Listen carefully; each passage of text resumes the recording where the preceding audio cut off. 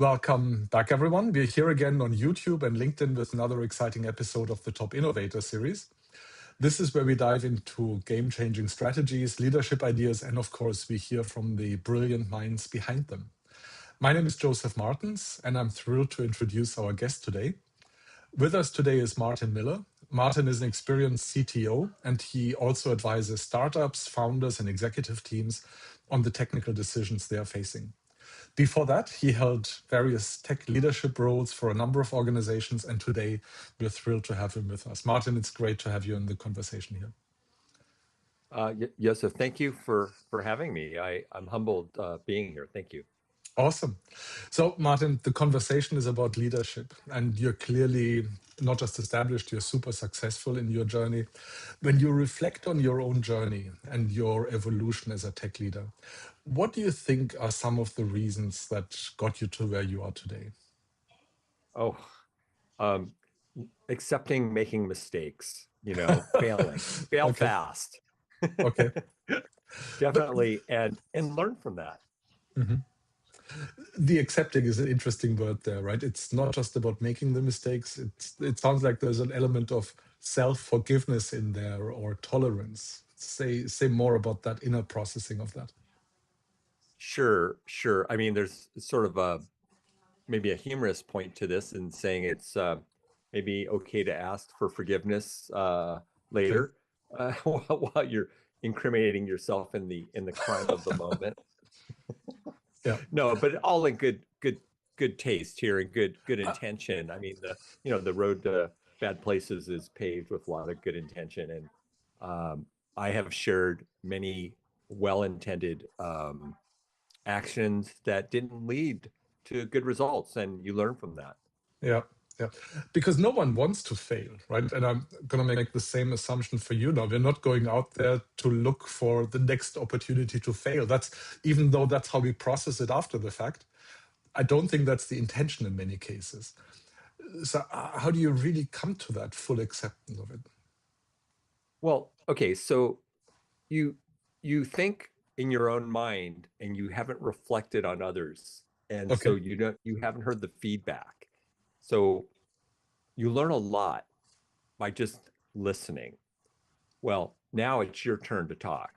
When do you talk and when do you speak with authority versus being more humble, which is more my style, to be more humble in how you approach problems. And I'm open to accepting and listen to all the opinions and viewpoints, technical, Mm. non-technical, etc. But at the end of all this, why are we here? What's our objective and what defines success? So if you step back and say, well, our outcome doesn't match what we defined for success, then is that a fail? In school grading, is that a B minus or is that an F? You have to pick one. I'd rather have two grades. It's an A or an F. That's it. There's no middle ground. Mm. Yeah, got it. Or a learning opportunity, right? But maybe that makes it an A then, if we find that side in it. Let Absolutely. me take another look at your leadership experience or what you took away from the different stages that you went through. I'm sure you had some mentors or trusted advisors, role models, people who were following your journey. When you think of the advice that you got from them or the lessons you picked up from them, what is something that still sticks with you? You know, something as an early individual contributor, as an engineer, also before even I became an engineer, some of the labor work I did, I repossessed motorcycles. I yeah. You Okay. learn a lot. You don't learn a lot in life in your journey, but you know, where do we want to go with this? Do we want to talk about motorcycle repossession, or we want to talk about leadership examples? Um, you know, um, You take it away. I mean, my mind goes to Robert Pirsig, Zen and the Art of Motorcycle Maintenance. That's where I went now. yeah, But we'll weave yeah. it all together. Okay, so now we digressed, and you got my mind Uh-huh. going. I absolutely 100% committable gang member of the Vesperados. We're a notorious gang of Vespa scooter riders. Okay. Yeah, you learn a lot by just listening, though. I mean, that's the key point. So what do you And learn? So what do you learn there, Martin? What is a Vesperado? let me give you one of my favorite quotes that I still have. I have a few of these. And actually I could digress into my martial arts experience on top of that. But one of the engineering ones I recall very well, and I still use it. If it can happen, it will happen. So not that you expect it to happen. If it can happen, it will happen. So Mm-hmm. what are you doing to prevent the it can happen? And the it can happen is a misinterpretation of information. It's a misguidance on rails of governance. It's a misguidance of where stop points may be. And this gets into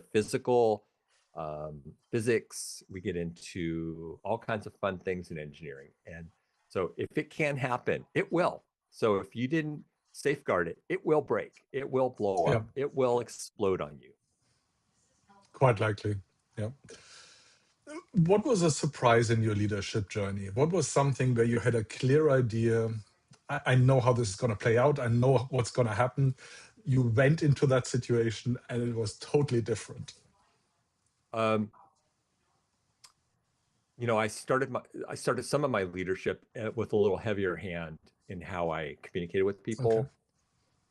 And even though I may have those thoughts, how I deliver that message to not be as heavy-handed or as strongly worded Hmm. does help a lot.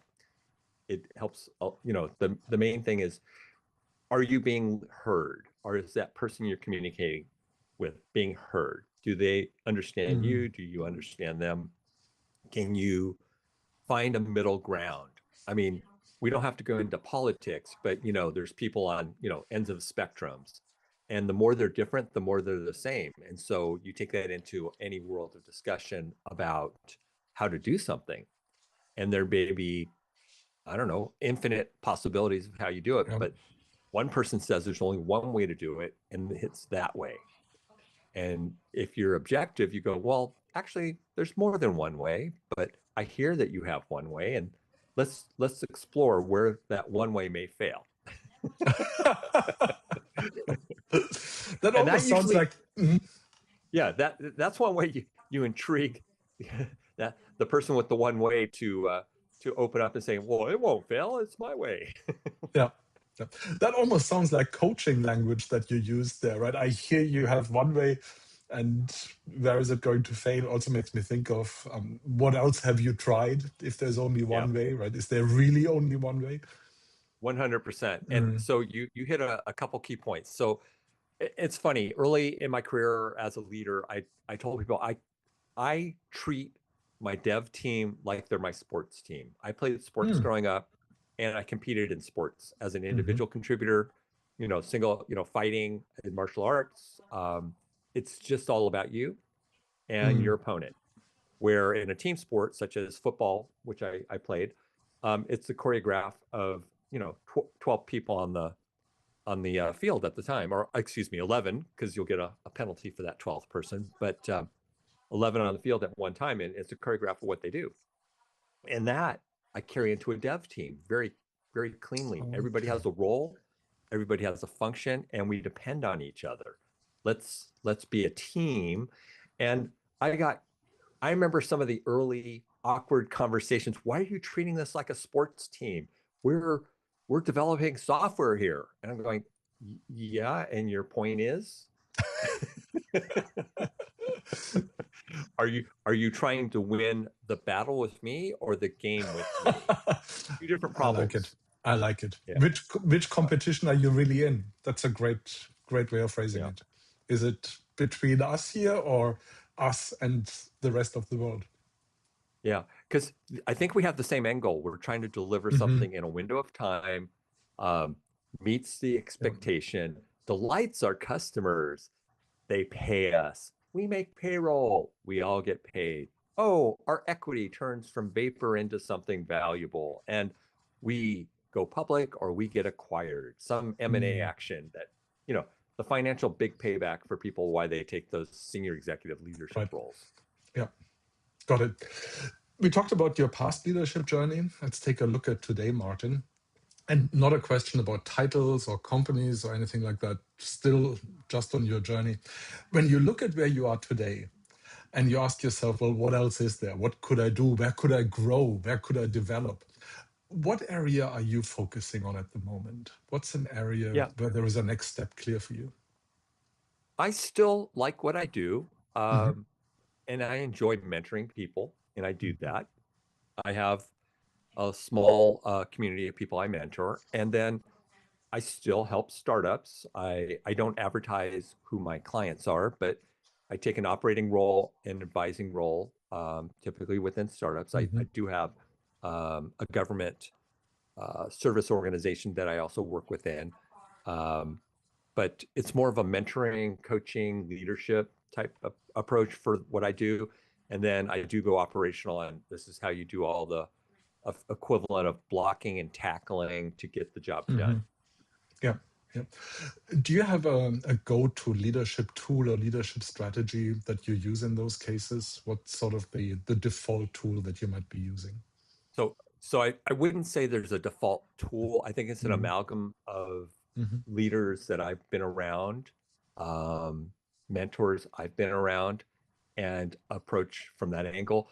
I do come back to a lot of my martial arts training, and I know that that seems weird to some people, but it's about mental preparation Okay. and how you promote the outcome you want. Martial arts isn't all about beating people up. It's also about preventing the incident, preventing the mindset change, also physical fitness behind it, the health benefits of it. So you put all that together and tie that into some nuggets of information that can help people on their journey.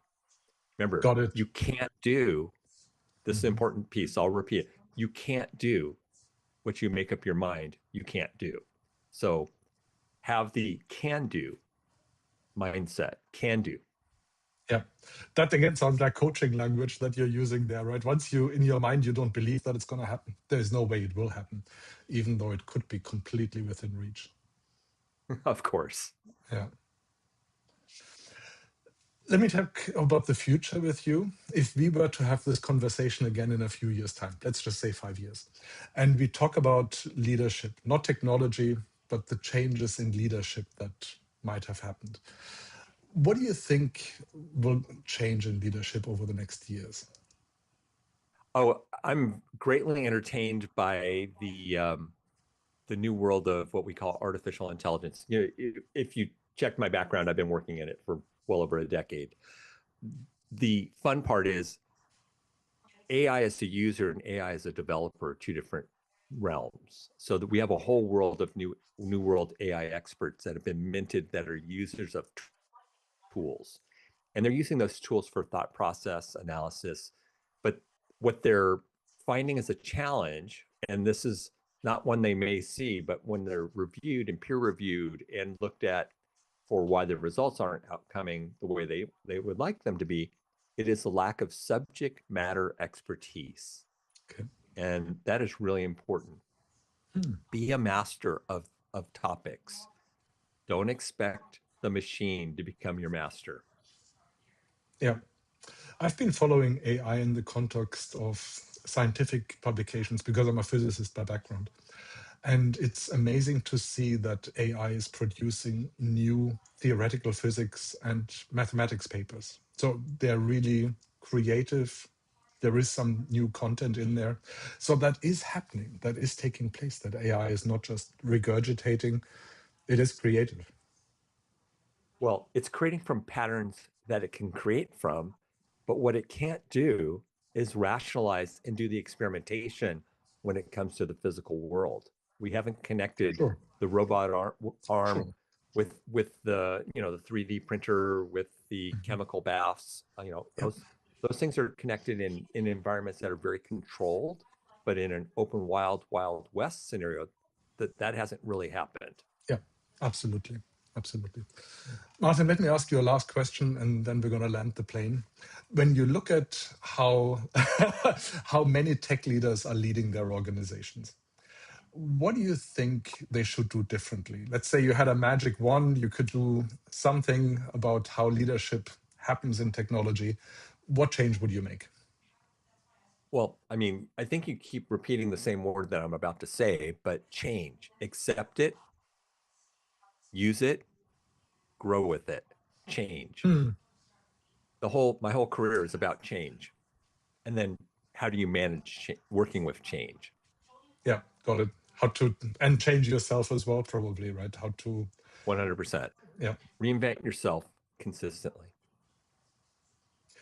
Great way to close. Martin, thank you so much. It's been an absolute pleasure having you in the conversation here. Thank you for your time, and I appreciate being here. To everyone else out there, remember to share, like, subscribe, join us again for our next episode, and most importantly, keep your brain cells active.